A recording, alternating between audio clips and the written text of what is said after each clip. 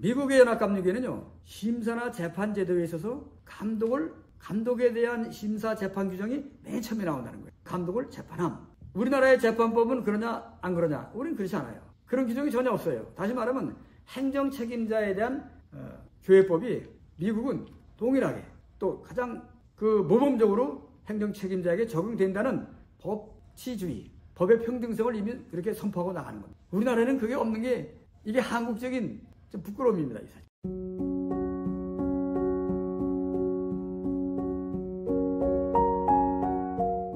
네, 반갑습니다.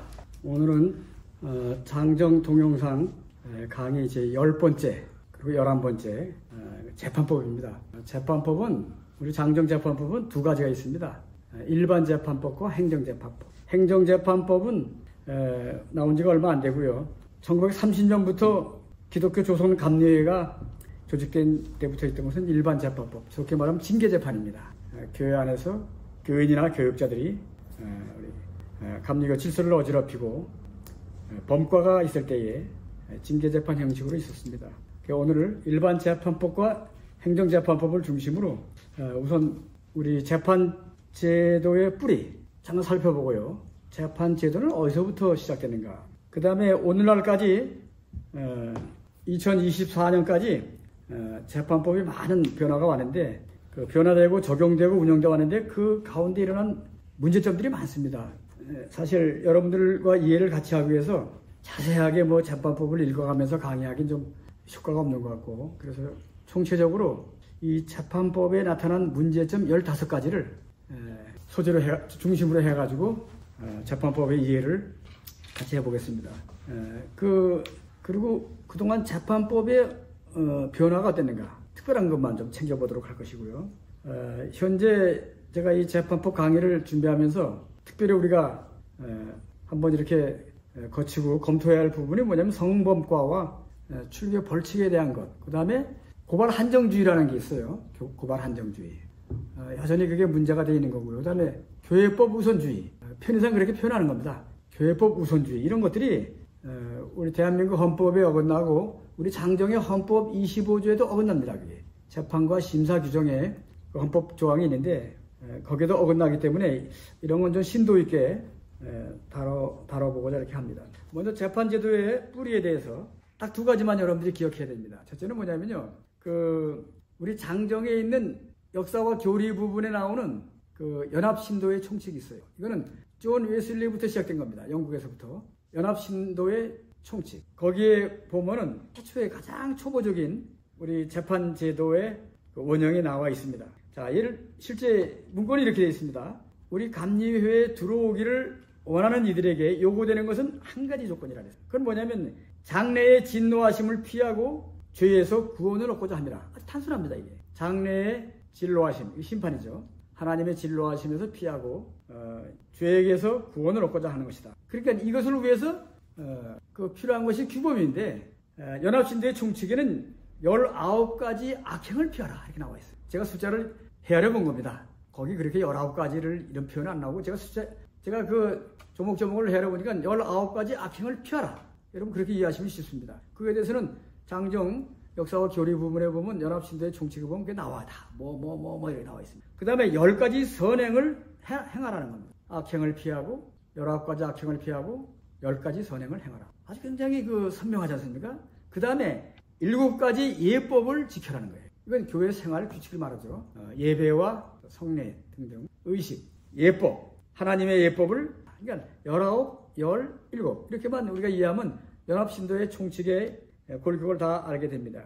이 모든 몇 가입니까? 이게 36개죠. 36개. 그럼 이러한 것들을 우리가 잘 지키지 아니하고 이게 자꾸 사람들이 반복해서 어기잖아요. 그럼 그때는 이제 어떻게 하냐면 권면을 해보고 안 들으면은 감리회에서 우리 감리회 메소디스트 무브먼트 이 감리회에서 잠시 떠나게 하는 겁니다. 참여하지 못하게 한다는 겁니다. 권면에도 안 들어 떠나게 하는 거죠. 그럼 그게 뭐냐면 징계죠, 징계. 요즘은 징계가 다양하지만은 그때는 근신 이런 겁니다. 권면 타 이르는 거죠. 그 다음에 근신 어떤 일정한 모임에 일정한 기간 참여하지 못하게 하고 그 혜택을 받지 못. 사실 신앙이 좋은 교인들에게는요, 그 공동체에서 그렇게 제외하고 어떤 모임에 모임에 참석하지 못하게 하는 제재가 상당히 고통스러운 겁니다. 그게. 그리고 정 안 되면 그냥 출교시키는 이방인처럼 여기는 거. 그게 바로 영혼상 직무를 다하는 것이다. 그러니까 감리교회 초기부터 감리교는 뭐 대면하고 그런 게 아니고 분명히 연합신도의 총칙이 있어서 교인들이 해야 할 19가지, 삼가해야 할 19가지, 선행을 해야 할 10가지 선행, 그리고 7가지 하나님의 예법을 지키라. 그 다음에 미국 감리교회와 한국 감리교회 현재 있는 장정에 보면 요한웨슬레가 만든 종교 강령이 있는데 거기 22조에 나와 있어요. 22조에 교회의 예법과 의식 조항에 보면은 이렇게 표현되어 있습니다. 어떠한 사람이든지 자기가 소속한 교회에서 만들어 실행하기로 인정하였고 또 하나님의 말씀과 틀림이 없는 예법과 의식을 드러나게 파괴하는 일을 책벌하되. 파괴하는 거, 책벌하되. 교회에 통용되는 법을 반항하는 것과 연약한 형제의 양심을 상하게 하는 일. 그렇게 표현되어 있어요.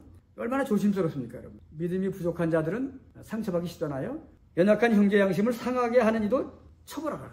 결국은 사람의 문제죠, 이게. 같이 믿음 생활하는 감리교도들, 형제 자매들에게 함부로 해서 상처를 주지 말라는 거죠. 그 다음에 하나님의 정한 예법에 어긋나는 것, 그 의식에 어긋나는 것들 처벌하는 것. 그것이 가장 기본적인 형태의 재판 제도입니다. 그런 것들이 발전돼 가지고 오늘날 다양한 형태의 범과가 나오고 재판 제도의 세부적인 규정들이 많이 나옵니다. 아까 말씀드렸듯이 일반 재판법은 오래됐고요. 행정조정위원회라는 게 있었어요. 조정하는 거 이렇게. 그건 2003년도에 그리고 2005년도에 행정재판법이 비로소 제정된 겁니다. 행정재판법. 그러면 아까 말씀드린 것처럼 일반 재판법은 징계재판입니다. 예법을 어기고 뭐 선행을 행하지 아니했다. 뭐 그거는 벌 줄 수 없지만은 그러나 행정책임자로서 마땅히 해야 할 행정적인 의무가 있잖아요. 그걸 고의로 안 하면 그 직무유기죠. 행정책임자들은 그만큼 더 그런 게 따르고 직권남용, 또 주어진 권한을 함부로 남용해서 어지럽히는 것들을 처벌하게 되어 있습니다. 그 다음에 우리 범과는요, 일반 범과가 18개 현재, 교육자들에게 해당하는 범과는 8가지입니다. 그게 사실 많은 게 아니에요. 우리 형법의 뭐 수백 가지 종류에 비하면은 굉장히 조촐합니다. 그러나 우리에게는 하나님 말씀이 있기 때문에 그 말씀에 의해서 어긋나는 경우는 여러 가지 형태의 행정적인 제재가 있습니다. 지방회나 연회나 총회 보면 자격심사위원회가 있어서 특히 우리 장로 되신 분들이 우리 감리교회로서의 품격에 어긋나는 거, 그런 우리 관습에 어긋나는 일을 할 때는 자격심사에 감리사가 회부해서 그런 것에 대한 어떤 질문을 하고 또 다짐을 받고 그런 일이 없도록 하죠. 또 교육자들이 잘못하면 연회에서부터 자격심사위원회 감독이 회부해가지고 사문을 하게 돼 있습니다. 이런 일에 저런 일에 대해서 이런 일이 벌어졌느냐 추궁을 하고 받아들이면은 이제 회개의 증거로 보는 거고요. 진심으로. 그렇지 않고 자꾸 변명하고 그러면은 자격심사위원회 이름으로 연회에 고발하기도 그래요. 그러면 정식 재판이 되는 거죠.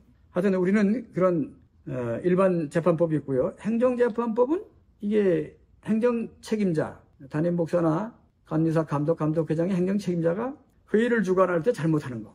회의를 주관해서 잘못해서 회의의 결과가 나는데 그 회의의 절차나 의결 방법이 잘못된 경우에는 그 의결에 대한 무효, 취소 이런 거를 주장할 수 있습니다. 행정재판입니다. 행정에 잘못된 것을 바로잡고자 하는 거.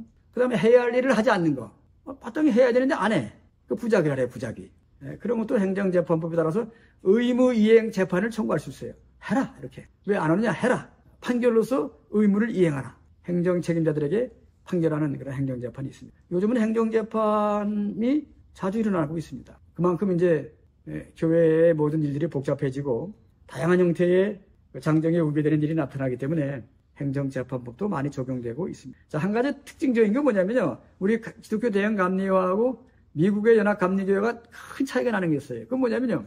앞으로 반복돼서 나올 거지만은 미국의 연합 감리교회는요. 심사나 재판 제도에 있어서 감독에 대한 심사 재판 규정이 맨 처음에 나온다는 거예요. 감독을 심사함, 혹은 감독을 재판함. 우리나라의 재판법은 그러냐 안 그러냐? 우리는 그렇지 않아요. 그런 규정이 전혀 없어요. 다시 말하면 행정 책임자에 대한 교회법이 미국은 동일하게 또 가장 모범적으로 행정 책임자에게 적용된다는 법치주의, 법의 평등성을 이미 그렇게 선포하고 나가는 겁니다. 우리나라에는 그게 없는 게 이게 한국적인 좀 부끄러움입니다. 이 사실. 왜 미국의 제도에는 그것이 지금도 살아있는데 우리는 왜 그게 없어졌나. 그것은 이제 장정의 변화해 보게 되면 그 때와 어떤 그 환경이 나오는데 좀 너무했다 싶어요. 그래서 지금 미국의 감독들은요, 다 교회법의 심사의 대상과 재판의 대상이 되는데 한국의 행정 책임자들은 특히 감독회장들은 무한한 고발권이 있어요. 근데 자기들이 피소당하거나 고발당하는 일이 안 되게 돼 있어요. 그게 초법적인 지위에 있는 거죠. 그래서 한국감리교회가 퇴보하는 것이고 참 이 시대의 발전에 좀 걸맞지 않게 자꾸 뒤떨어져 있는 겁니다. 그 어떤 사람들은 무슨 교권을 보호하고 무슨 질서를 보호한다는 얘기를 변명하는데 그렇지 않아요, 여러분. 교회의 질서라는 것은 무슨 감독 교권만 얘기하는 게 아니고 전체적인 걸 얘기하는데 현재 우리 모습은 그분들은 무한한 고발권이 있어요. 반면에 자기들은 심사나 재판의 대상이 되지 않도록 모든 규정이 돼 있어요. 본인들이 심사위원, 재판위원들을 임명하고 추천하는 권한이 많아요. 그래서 감독을 처벌하기가 얼마나 어려운지 몰라요. 감독회장은 더 말할 것도 없고요. 이것이 우리 재판 제도의 공정성, 독립성, 그죠? 그런 것들이 많이 부족하다. 결론적으로 그렇게 말씀드리고 싶습니다. 자, 그럼 15가지 우리의 부끄러운 그 재판 제도의 문제점을 한번 다듬어 보도록 해보겠습니다. 첫째는 이게 뭐냐면요, 사전 권면 제도가 있어요. 고소나 고발하기 전에 반드시 사전에 권면을 해야 되는데 이 권면 제도의 규정이 좀 불완전하다, 이겁니다. 이 권면 제도는요, 30년에 기독교 조선 감리회가 창립할 때 재판 제도에 그게 나와요. 그때 이제 권면하라는 거죠. 이 권면은요, 성격이래요. 그 가벼운 범과 있잖아요. 가벼운 범과. 그냥 이렇게 가벼운 범과는 권면을 하라는 겁니다. 그래서 고소 고발하기 전에 권면해서 상대방이 뉘우치면은 그걸 받아야 되고 용서해야 되는 거예요. 이렇게 중요한 범과가 아닌 것들, 간단한 교인들 사이에서 일어나는 가벼운 일들, 혹은 오해가 수반되는 일들, 큰 피해가 아닌 것들, 이런 것들은 권면을 하라는 거예요. 권면을 무조건 다 뭐 고발하지 말고. 그게 이제 1930년에 나타난 초기 재판제도에 반드시 나와요. 그건 뭐냐, 교회이기 때문에. 이 고소 고발한다는 거는 그럼 막판이다, 막판. 너하고 나하고는 이제는 끝이다. 그래서 고소 고발하게 되면 이게 오래 가는 겁니다. 더구나 한 교회에서는, 교회는 평화로운 곳이고 사랑의 공동체이기 때문에 가능한 한 가벼운 범과는 사전에 권면을 해서 그 권면을 하되 반드시 목회적 단계를 거치는 겁니다. 지방에는 감리사, 교회는 담임 목사, 연회는 감독, 이런 분들이, 또 총회는 감독회장, 이런 분들이 있어서 들어오는 사건에 대해서 권면을 해서 법적인 절차를 나가지 않도록 하는 것이, 그 다음에 중요한 범과는 권면 없이 고소고발하라는 거예요. 남을 때렸다, 아니면 뭐 재산상의 손해를 끼쳤다, 아니면 규칙을 오용했다, 직권을 남용했다, 이렇게 중요한 행정적인 범과 이런 것들은요, 또 이단에 관계되는 거, 또 교인으로서 해서는 안 될 아주 그 파렴치한 일들, 성범죄 같은 거, 이런 거는 팔려서 되는 것이 아니거든요. 아주 뿌리 깊은, 인간의 영과 관계된 뿌리 깊은 범죄이기 때문에요. 이런 건요, 그냥 바로 그거는 권면 없이 바로 고발하게 돼요. 초창기 그랬어요. 근데 지금은 안 그래. 이런 거 보면은 초창기에 우리 1930년대 미국 장정이나 우리 감리교회 장정은 상당히 이게 현실적이었다는 거죠. 가벼운 범과냐, 이게 엄중한 범과냐에 따라서 권면해야 되는 것이고, 안 해서 고발하는 것이에요. 근데 요즘은 어떤 거든지 권면 없이 고소고발하잖아요. 그럼 각하되고. 이 권면제도가 오히려 범과를 방조하고 오히려 그걸 키워나가는 게 아닌가. 또 그것 때문에 심사나 재판제도가 오히려 지연되고, 또 피해자가 더 고통스럽고 가해자는 피할 기회를 얻는 이런 게 있습니다. 그런 거면 이게 우리 교회법이 아무리 교회법이지만은 그 사람과 사람 사이에 일어난 그 가해를 하고 피해를 받고 그런 일에 대해서는 아주 좀 엄중하게 해야 되는데, 이 고소정 권면제도가 어떤 데는 이렇게 불합리하다, 이런 생각이 들고, 이것이 발전돼 가서 나오는 게 뭐냐면 고발 한정주의예요. 변형되는 게 고발 한정주의. 자, 이제 제가 좀 더 깊어지는 말씀을 드리는데, 이 고발 한정주의는 뭐냐면요, 특수한 범과에 대해서는 목사나 장로만 고발할 수 있어요. 이 제도가 나와요. 고발 규정에 보면요, 성범죄, 돈 문제, 또 이단 문제 뭐 등등, 그 다음에 교회 성직매매라든가 그런 부정한 일들에 대해서는 목사나 장로만 고발할 수 있다, 이렇게 나와 있어요. 자, 이걸 뒤집어 보면요, 고발 권위 있는 사람이 특정됐다는 거 아닙니까? 이게? 자, 일반적으로 우리 대한민국 법 질서는 어떻습니까, 여러분? 다 고발할 수 있어요. 한 가지 외에는 자기나 배우자의 친족에 관한 거, 형법 220몇 조 되고는 자기나 배우자의 친족에 관한 것은 고소할 수 없다, 이렇게 돼요. 그럼 그렇잖아. 이게 내가 아버지를 고소할 수 있어? 이게 아내의 장인 장모를 고소할 수 있냐고. 이게 친족에 대해 가까운 혈족 관계를 고발할 수 없는 거예요. 그 인륜이기 때문에 그런 겁니다. 형법에도 그거 외에는 고소는 피해자가 직접 하는 거고, 고발권이 다 있어요. 일반 국민이 대통령 고발할 수 있어요. 다만 대통령이 현직에 있을 때는 기소당하지 않는 거예요. 끝난 다음에 돼요. 이만큼 대한민국의 법질서는 만민 앞에 평등하다는 원칙을 주장하는데 우리 감리교 장정은 처음에는 안 그랬어요. 이게요. 자꾸 흐르다 보니까요. 고발권을 남용하지 않기 위해서 한다는 그런 핑계지만은 고발권을 남용하지 않는다는 그런 기준에서 나오는 고발 한정주의, 특정한 사람에게만 고발권이 있다는 거예요. 그리고 행정 책임자들에게는 무한한 고발권이 있다는 거예요. 이게 고발권 남용을 막기 위해서 그런 아무리 이유라 하더라도 이 법의 기본 성격상 그거는 우리 감리교회가 그걸 지금 아직도 고발 한정주의를 주장하고 있거든요. 고발 한정주의에 어긋나는 거 만약에 아무나 성범죄나 돈 문제나 이단 문제나 아무나 그걸 못해요. 만약에 어떤 청년이 우리 감리교회에 이런 재정적인 부정이 있어. 내가 고발해야지. 그럼 그게 사건이 될까요? 심사에서 그냥 각하시키고 너는 고발권이 없다 그런 얘기. 고발권을 남용하지 못하게 하는 것 때문에 오히려 권한이 있는 사람들, 권세가 있는 사람들은요. 묘하게 그런 심사 대상에서 피해나가는 겁니다. 고발 한정주의는 고발권 남용을 막자는 취지도 있지만은 그게 장기화되다 보니까는 특별한 범과에 대해서만 고발하게 되고 다른 범과는 고발권도 없고 행정 책임자가 있는 고발권이 있고 그래서 고발권이 차단당하니까요. 감리교 안에 위법이나 부정과 부패가 기승을 부리는 게 당연한 거예요. 그게. 겉으로는 평온한 것 같잖아요. 근데 고발권이 없어가지고 처벌이 안 되니까요. 계속 그런 범과가 되풀이되고 그렇게 되는 겁니다. 이건 상당히 비극이에요, 여러분. 그게 앞으로 계속 간다면요, 감리교는요, 사교가 되는 게 무서운 겁니다, 이게. 감리교는 몰락하는 거예요. 왜? 자정 능력이 없는 거 아닙니까?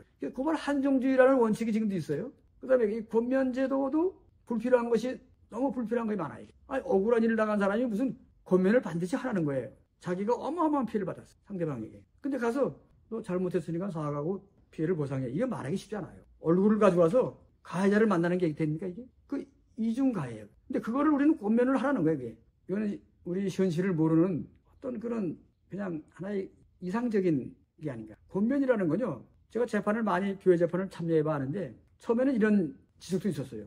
우리는 지금 권면서를 보내서, 내용 증명으로 권면서를 보내서 상대방이 거기에 대한 좋은 반응이 오면은, 고소를 안 할 수도 있고, 피해를 변상해주면 안 할 수 있어. 근데 어떤 총회 재판에서는요, 내용 증명으로 문서로 권면하는 거는 안 된다는 거예요. 성경의 마태복음 18장에 있는 것처럼 두세 사람의 증인을 데려가서 대면 권면을 하는 거. 서면 권면이 아니고 대면 권면을 해야 진정한 권면이라. 이렇게 해가지고 서면 권면만 가지고 고소했는데 각하시켜버려. 대면 권면을 하라는 거예요. 그러다가 이게 문제가 돼가지고 총회 재판에서 두 가지 종류가 나왔어요. 서면 권면을 인정할 수밖에 없다. 대면 권면까지 해야 온전한 마태복음 18장에 나오는 권면이다. 결국은 지금은 판례가 뭐냐면 대면 권면 안 하더라도 그냥 얼굴 맞대지 않고 서면으로만 권면을 해도 된다. 이렇게 통용되고 있습니다. 이렇게 우리 현실에 안 맞는 그런 재판제도가 통용되고 있는 것도 우리가 한번 문제점으로 삼을 수 있습니다. 그 다음에 기소된 자에 대한 직무정지 문제인데요. 제가 우리 감리교 장정을 1930년부터 쭉 훑어보니까요. 초기 장정은요. 어떤 범과든지 기소가 되면 직임정지가 됐어요. 자, 장로님이 기소됐어. 그럼 장로 직임이 정지되는 거예요. 어떤 목사님이 어떤 문제 때문에 기소가 됐어. 그럼 담임 목사 직임이 딱 정지되는 거예요. 그런 상태에서 재판을 받게 돼 있었어요. 지금은 직임 정지는 특별한 범과에 대해서 이단, 선거법, 그 다음에 돈 문제, 이성 문제, 성범죄, 성범죄 이런 특별한 범죄에 대해서만 직임을 정지하게 돼 있습니다. 그 나머지도 무슨 폭행을 했다, 이런 건 아니야. 중대한 범죄인데도 안 해. 그러니까 직임 정지도 이 교회이기 때문에 사실은 교회의 처벌이라는 게 무슨 잡아 가두고 이런 게 아니잖아요. 교회 처벌은 그 처벌의 기본 유형이 뭐냐면 회원권을 정지하는 거예요. 그게 처벌이 전부 다예요.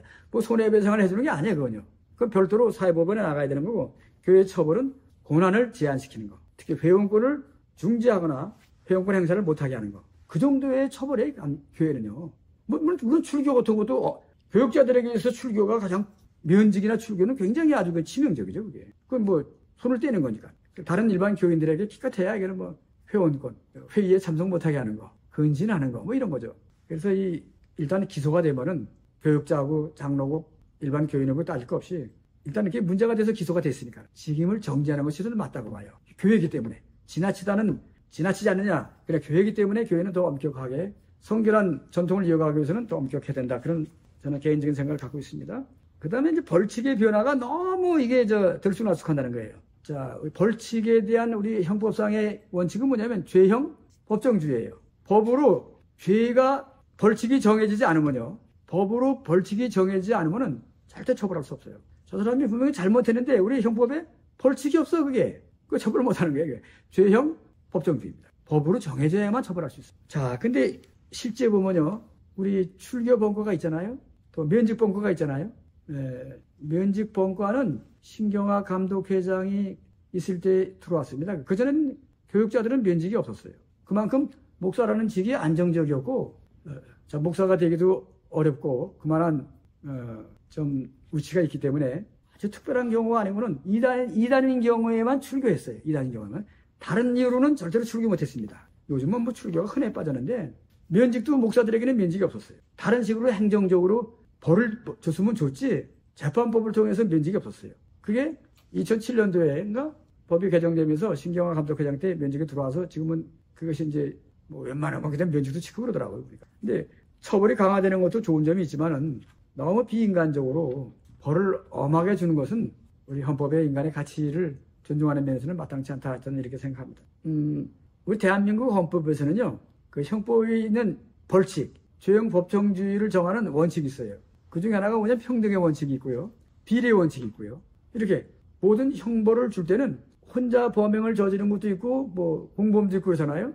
그래서 똑같이 범죄에 가담했는데 어떤 사람 주범이 되고 종범이 되고 그래요.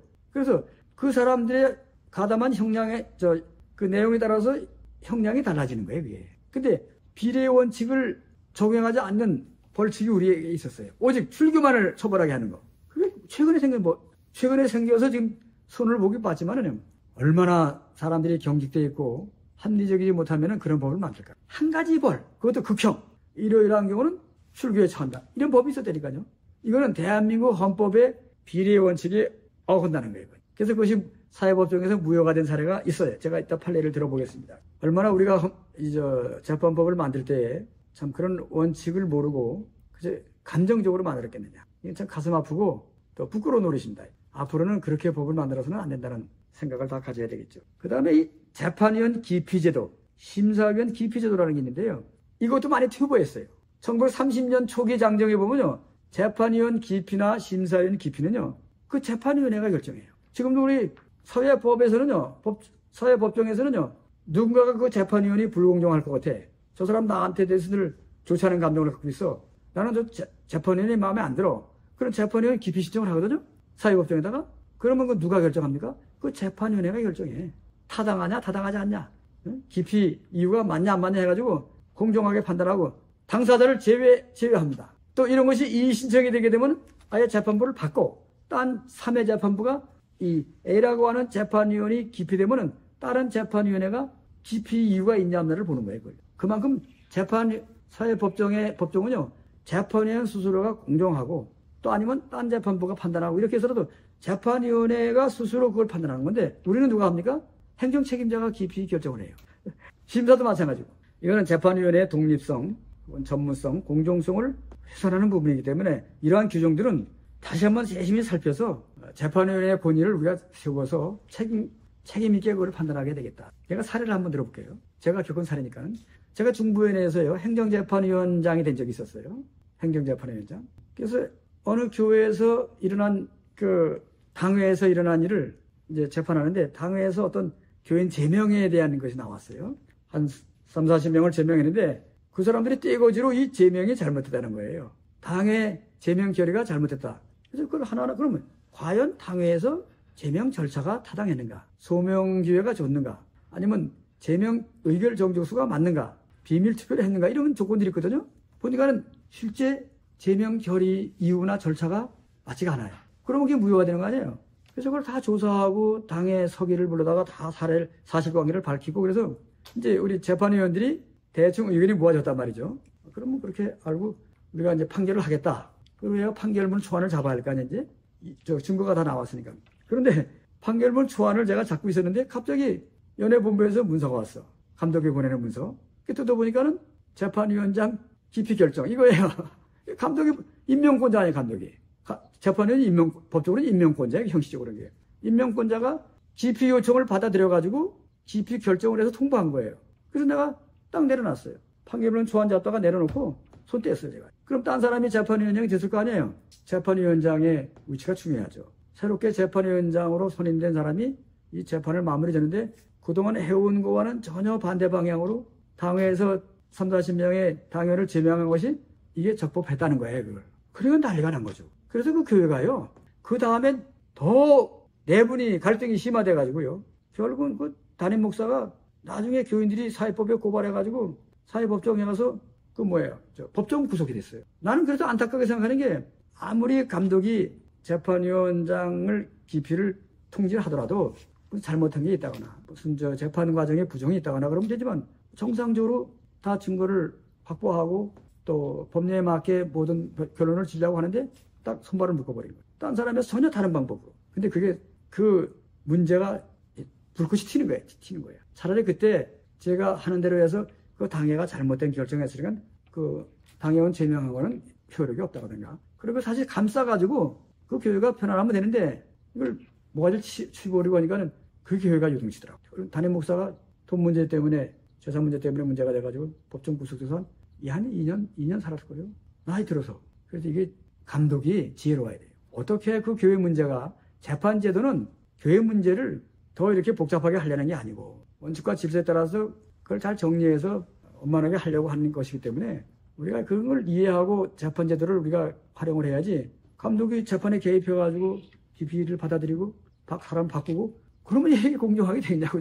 아까 말하는 그런 거 재판의 기피 제도는요. 임명권자들이 하면 안 되고 재판위원회가 스스로 결정해야 돼요. 이게 정말 기피를 우리가 해야 되냐 안 해야 되느냐. 그러면 이유가 있을 거 아니에요. 기피 이유. 그게 잘못됩니다. 심사제도도 마찬가지예요. 심사위원 기피도 함부로 해가지고 뭐 기피 결정권을 갖고 있는 감독과 친한 사람은 심사를 피해가게 하고 말이죠. 이게 재판이 아니죠. 그러면 우리가 그런 게 지금 우리가 장정의 재판 규정을 보면요.